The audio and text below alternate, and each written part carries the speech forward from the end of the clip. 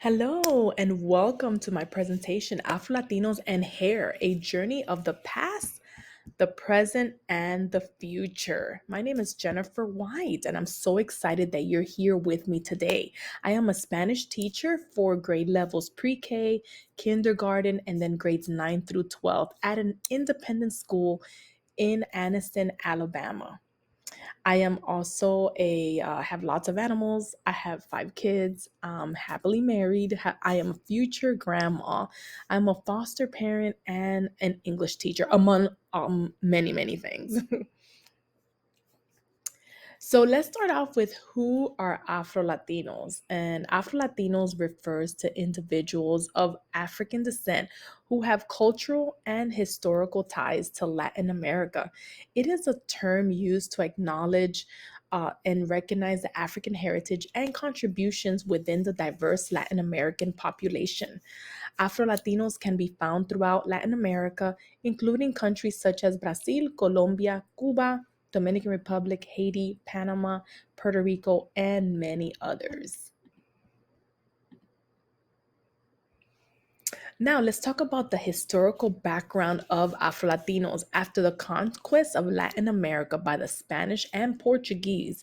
Of nearly 12 million slaves that were shipped across the Atlantic, over 4 million enslaved Africans were brought to Latin America. Roughly 3.5 million of those slaves were brought to Brazil. So the historical background of Afro Latinos are deeply rooted in this transatlantic slave trade, which brought millions of enslaved Africans to Latin America and the Caribbean from the 16th through the 19th centuries. After the following key aspects of this historical background, there was enslavement, cultural syncretism, abolition movements, let's see, Afro Latinos and independence movement, and the post emancipation challenges, which I will explain in a moment. So, when we're talking about enslavement, Africans were forcibly brought to Latin America as enslaved laborers to work on plantations, mines, and in households. They were subjected to harsh conditions, violence, and the denial of basic human rights. When we're talking about cultural syncretism, that is that during slavery, African cultural practices, languages, and religions merge with those of indigenous peoples and European colonizers, creating unique Afro Latino cultural expressions. And this blending resulted in vibrant traditions, music, dance, art, religious traditions as well. And then abolition movements throughout the 19th century, the abolitionists gained momentum across Latin America, leading the emancipation of enslaved individuals. However, though, the abolition process was so difficult and very complex, and forms of exploitation and racial discrimination continued and persisted. Afro Latino in independent movements, what they did is that they face ongoing challenges, so including racial discrimination, limited access to education, land, political power, social hierarchies based on race, color, and as well as systematic racism persisted in Latin American society. So you're probably thinking, why are Afro Latinos trying to separate themselves from regular Latinos? We're all Latinos. Yes, we are all Latinos, but they face a harsher reality. So, with the independent identity movements in the 20th century, the Afro Latinos emerged seeking recognition, equality, and social justice. And they formed organizations, had artists and activists who promoted Afro Latino culture, history, and pride. They always advocated their equal rights, opportunities, because there were no equal rights. So this is what's hard sometimes for Latinos to understand, that there were no equal rights, and even though Latinos in general struggle with the racism and everything, Afro Latinos just had it a little more difficult. So these are some of the traditional hairstyles, and I'm gonna get started with the Dominican blowout because that's where I'm from. I'm from the Dominican Republic, and the Dominican blowout is something that is very popular. Girls just don't want to have the curly hair, so they go ahead and get it either chemically. Uh, they have a chemical treatment. We call it derrizado, and when they blow dry it, they use the Dominican blowout, which makes your hair super straight, super silky.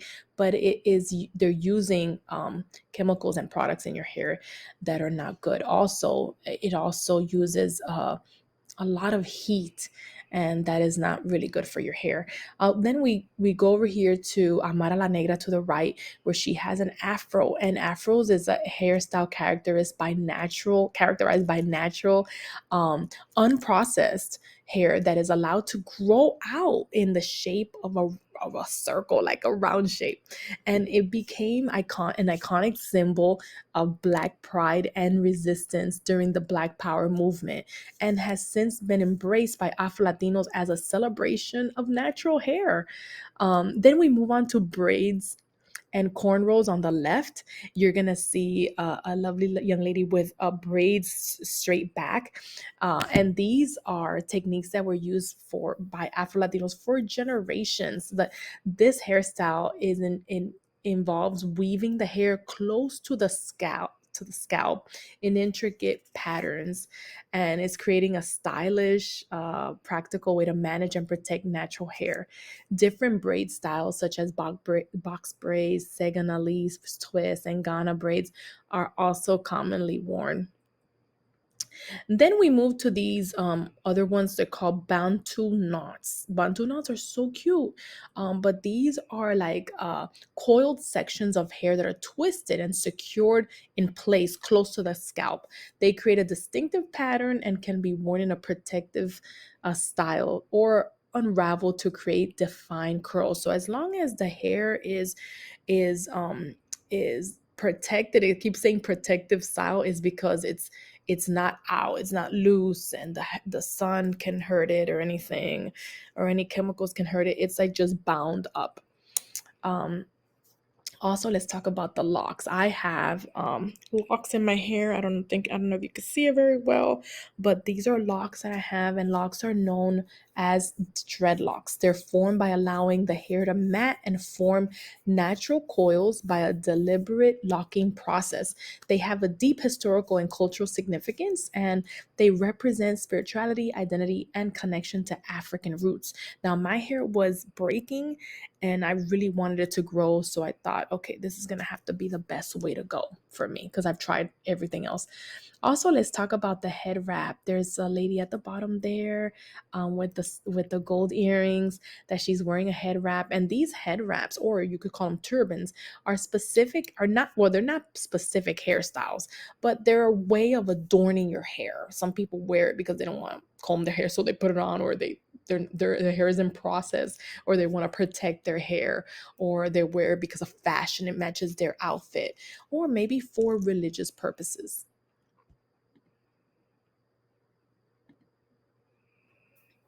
So we're gonna continue to the past. Afro Latinos and hair and history. If you look at these photos here, it shows you that the women didn't have the freedom to just do their hair in those hairstyles that I just mentioned. They had limited grooming options. There were European beauty standards. There was a cultural retention, and they were head wraps and scarves. That's what they wore. So if you see them here, that's what they're wearing. They're wearing head wraps and scarves. Shaving and head coverings. Enslaved Africans often had their hair shaved upon arrival to strip them from their identity and cultural expression.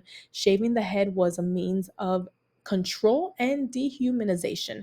Additionally, enslaved individuals were sometimes forced to wear head coverings, such as caps or bandanas, to hide their hair and conform to the Eurocentric beauty standards. And the beauty standard is straight hair.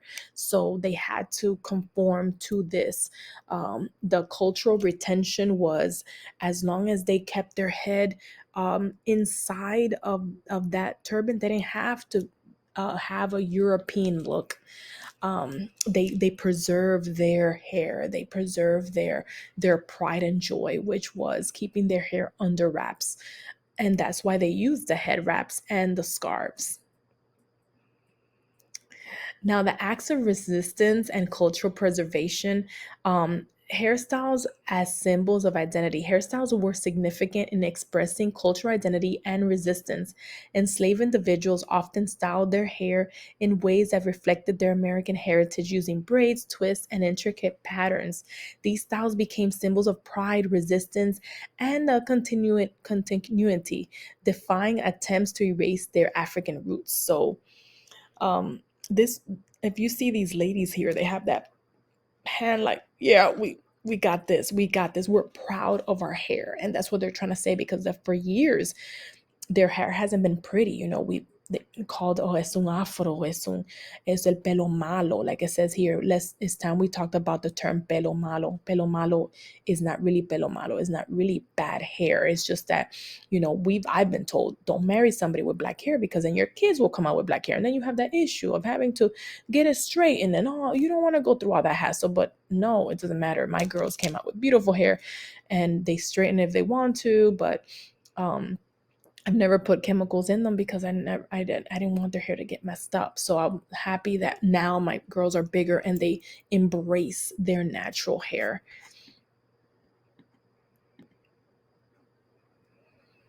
So, hair as a tool of assimilation for Afro Latinos. And you're probably thinking, like, what? Assimilating with hair? What does this have to do with anything? But when I went to the Dominican Republic and I went to visit a bank to, like, get, exchange money, all the tellers had straight hair. When I went to school to teach English for one day, all the teachers had straight hair. So everybody that was in a professional setting had to have straight hair. And this is that social and professional expectation. Also, school and workplace policy.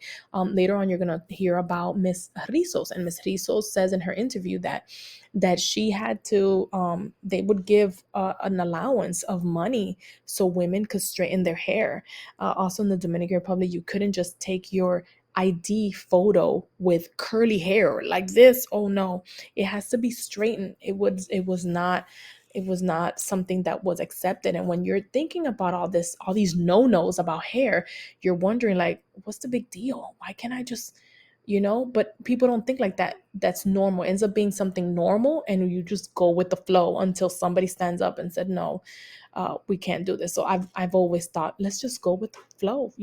If I had to have it straight, I have to have it straight. To me, straight was beautiful until now. Not anymore. Now I don't mind. I like all the different hairstyles that we can actually have. So, Europeans beauty standards placed a high value on Eurocentric features, including straight hair. As a result, Afro Latinos were pressured to conform to these standards and alter their natural hair textures. And it's because they went from the kinky hair, which is here on this photo, this lady with the kinky hair, to straight hair. And people will tell her, oh, your hair is so beautiful when it's straight. They won't tell her hair is beautiful when it's puffy and out, when it's beautiful either way. So, the present, embracing natural hair and challenging beauty norms. And definitely, there's people out there that are challenging the beauty norms and representing the visibility in the media. Now we see more Afro Latinos embracing their hair. Like, I see Zoe Saldana right here with her husband, and she's not wearing straight hair this time. Usually, her hair is always straight. I see it straight all the time. But in this particular picture, she has her hair puffed out, and it just looks beautiful and natural. Shifting beauty standards and the celebration of natural hair. So when we have to tell our little girls again, like, hey, your hair is beautiful, let's fix it. How do you want to fix, and not trying to fix it the way everybody around them has it, not exactly, or in the magazines, the most popular hairstyle. That's no, it's however they feel comfortable with their hair. And the stories of individuals embracing their natural hair. There's tons of stories of people getting a big chop, which means that when they take all their hair off because they've been processing their hair with chemicals, that they finally just cut it all off, and then it grows out, and it grows out stronger because it doesn't have any chemicals, and that's Miss Rizos. She's in my resources. I'll show you a link, the QR code, so that you can see and hear the interview that she has, and it's a great interview to share with your students. So the future, redefining beauty and inspiring change. This right here, these photos of these women are five bloggers that are they talk about hair, and I would love for you to check them out. They're also in the resources. Breaking barriers and fostering unity. Remember that since they're little, young children are taught that they have to look a certain way to be beautiful. And we're trying to break down those barriers to show unity. Yes, you're Latino, I'm Latina. What's the difference between us? Nothing. We're from the same country, or we're from Latin America. We love each other. But the thing is that we need to show that unity, that other Latinos can say your hair is beautiful just like my hair is beautiful, and not bring them down. And there's a lot of that in the Latin American community, a lot of colorism, a lot of that, because they're just put other people down because of the hair. Influences on future generations and reshaping the narrative as usual. Right now, there's more people out there that are changing the narrative, just like Miss Rizos and these amazing bloggers that are saying how beautiful it is to have their hair the way it is. And these women are beautiful. Look at them. And activism, social media, and community engagement. This is definitely a way to spread the word about having the afros and the curly hair, and that it's okay. It's okay to have this hair. It's okay for others to embrace it and to have it. And we gotta teach people that. And also Afro Latinos as young Afro Latinos as agents of change. And the young ones are the ones that are going to change everything, because they have the social media, they have Instagram, and they're always taking pictures of themselves, they're always doing selfies. So when they're proud about their hair, this is just spreading the word that it is okay to have your curly hair, to have your afro, to have your pajon, like we say in Santo Domingo and Dominican Republic. We say pajon when it's like messy and ugly, but it's no longer messy and ugly. It's beautiful. So you're like, how do I use this in my classroom? Right there's a QR code. Make sure you take a picture of that. The QR code is going to give you all the resources of where I got all this information, and tons of stuff that you can share in your classroom. Units where you can incorporate this topic is add it to any country's history lesson. Okay, any country's history lesson on uh, any time of the year. It doesn't matter. Also the fashion. I'm part of a hair show soon next month, and I'm so excited to be part of it because I get my hair done, but I also get an outfit. So it's like every hair show has like the fashion of it. So hair is part of fashion. It's beautiful. Also social justice. We talked about the racism and the injustice, and all of that can be hair can be included there. Also identity. How do people view themselves? How do kids view themselves when it comes to their hair? A lot of kids in my classroom don't really care about their hair. It's just not a big deal. But when it comes to Afro Latino culture, it's a different story. It's a different thing. Use it during Black History Month and during Hispanic Heritage Month. It all pertains to all of this. If you can think of other topics that we can include it in, please let me know so I could use it, because I love this topic of hair. And that is it for my presentation. Please follow my Facebook group, Incorporating Afro Latino Culture in Spanish Classrooms. And I apologize, I did not finish that sentence there. Also, Afro Latina teacher in Instagram and Facebook. In Twitter, I'm Jennifer White one. And my name is spelled with two N's and two F's. White with a Y and a number one. And there's my website there as well. If you can check me out, that my website is brand new, so it probably needs a lot of help. But anyway, check it out. Would love to see you there.